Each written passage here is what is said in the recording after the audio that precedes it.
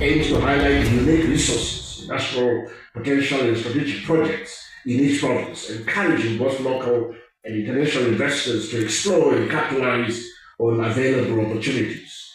The ministry seeks to foster economic partnerships through investment conferences, stakeholder engagements, policy discussions in order to enhance value addition and drive industrialization in line with national development strategies.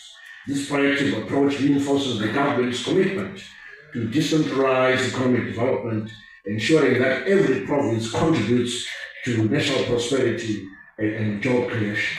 One of the things that we'd like to do here, Minister Ncube, is to help you develop a new special economic zone. I'm aware of companies that have come forward and they want their enterprises to declare special economic zone, but want to come up with something new in addition to that.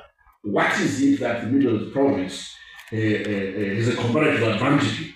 We know one area is cotton, so we have every reason to pursue a cotton value chain special economic zone in the Midlands province. It will impact a lot of people, especially in the Gokwe area. I'm not saying that we've fanned up on cotton, but it's a prime candidate. We want to work with you and make this happen. The province boasts in abundance of natural resource and minerals.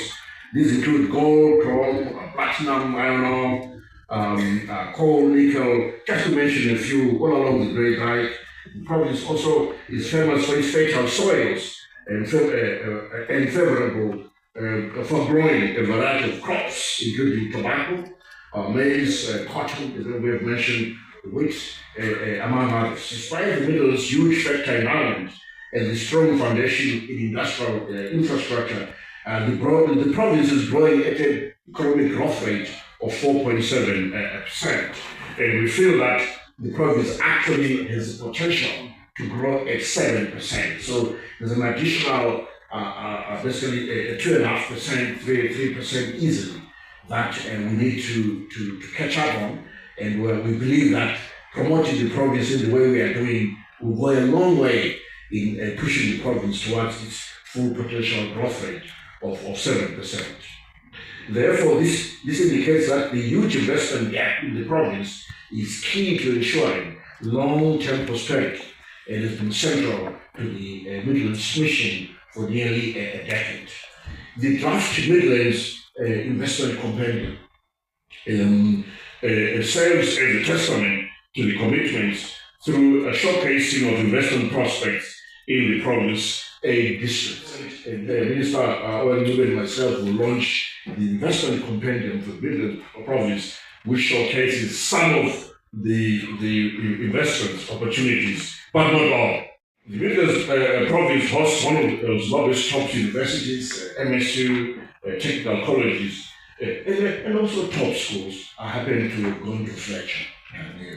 The Midlands province hosts one of the lowest top universities, the technical colleges and schools, and these are stepping up to bridging the knowledge and skills gap, which is much needed for high growth sectors such as creative and digital industries and also infrastructure. I'm acutely aware that the MSU has developed technology for surfacing roads, for example, and we are waiting to see how this can be upscaled so that we begin to manufacture our own road surfacing material locally, and it's developed by researchers here at MSU in this province. In line with Zimbabwe's devolution and decentralization agenda, the government remains committed to creating a conducive environment for investment, in particular, the lowering of regulatory costs and institutional incentives with a focus on value addition and beneficiation to realize high-value exports in key priority areas.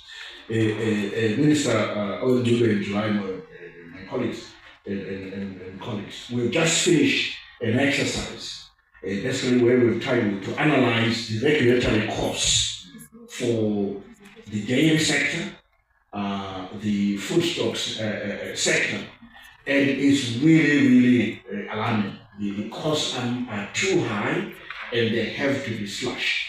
And we're going to slash. We will really become I don't know how the dairy sector is profitable the food processing sector is profitable. These costs are really onerous. I know people confuse this and say it's taxes. They are not called taxes. These are regulatory costs. They are not taxes, and we have to slash them. We're going to do that. The Midlands growth story will help investors and policymakers to understand the coordinated vision of growth, which I describe this moment as an inflection point in time when businesses, local authorities, and investors, they must align behind a bold and ambitious investment plan for growth. Midlands is Zimbabwe's industrial backbone, hosting some of the country's largest factories, processing plants, battery shoe companies here. We're going to visit them later today. With manufacturing hubs, with giant sites such as Zisco, is working up slowly but surely. Dinsen, Zimalos, Sinozin, for example, several chemicals, among others. So investors are encouraged to establish factories, assembly plants, and manufacturing firms to maximize on the Midlands' industrial potential. When we turn to the tourism and hospitality sector again, the province is a home to unique tourism attractions.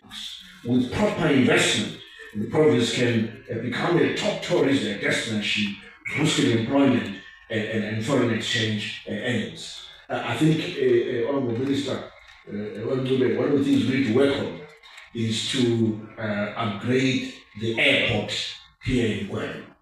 What's happening is that it's very strange. I fly this route as I go to Bulawayo to check on my presumed constituency. So I think, one could have, and then what will happen is that we kind of bypass where we all head to Bulawayo, bypass level. And I mean, apply the route obviously by air. And I'm thinking, if we had a proper airport here, we could fly here very easily. In terms of government support to the private sector, as the Minister of Finance, Economic Development, Investment Promotion, we recognize that for investment to thrive, we must create a conducive policy and business environment.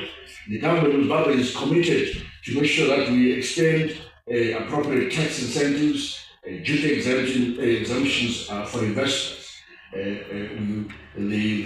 Also extend incentives around public-private partnerships, especially for infrastructure development.